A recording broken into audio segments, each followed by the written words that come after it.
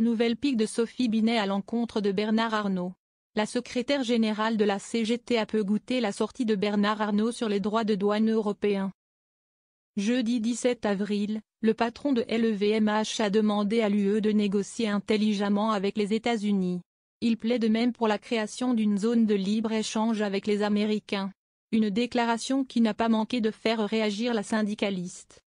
Au micro de RMC, vendredi 18 avril, elle a demandé à Bernard Arnault de parler à son ami Trump. Selon elle, il faudrait que le capitaine d'industrie pèse dans les négociations, en faveur de la France et de l'Europe. Mais, constate-t-elle, Bernard Arnault semble faire l'inverse. Au contraire, il y a participé négativement, aux négociations, note de la rédaction, en prêtant allégeance en se rendant à l'investiture du président des États-Unis.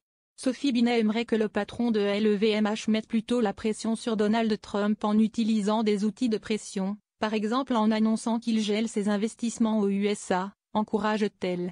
Mais elle envisage que cela ne sera pas le cas. Ce qui lui fait dire, on savait qu'il ne fallait pas compter sur les grands patrons pour défendre l'emploi en France, on en a la confirmation. Défendre le modèle social français et européen. Sophie Binet a également parlé du pouvoir d'achat des Français. Elle déplore que ce soit toujours les mêmes doivent payer à la fin. Alors que nous sommes de plus en plus un pays de rentiers, elle se demande, quand parlera-t-on de la taxation des dividendes des entreprises du CAC 40 qui redistribuent des montants records aux actionnaires.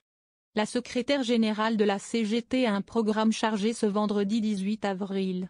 Elle s'est rendue à Bercy, dans la matinée. Une réunion y était organisée par le ministère de l'économie pour discuter de la crise commerciale internationale. Sophie Binet a affiché ses ambitions au micro de RMC. Elle propose de conditionner le montant des droits de douane, note de la rédaction, au niveau des normes environnementales fiscales. Une manière, selon elle, de défendre le modèle social français et européen.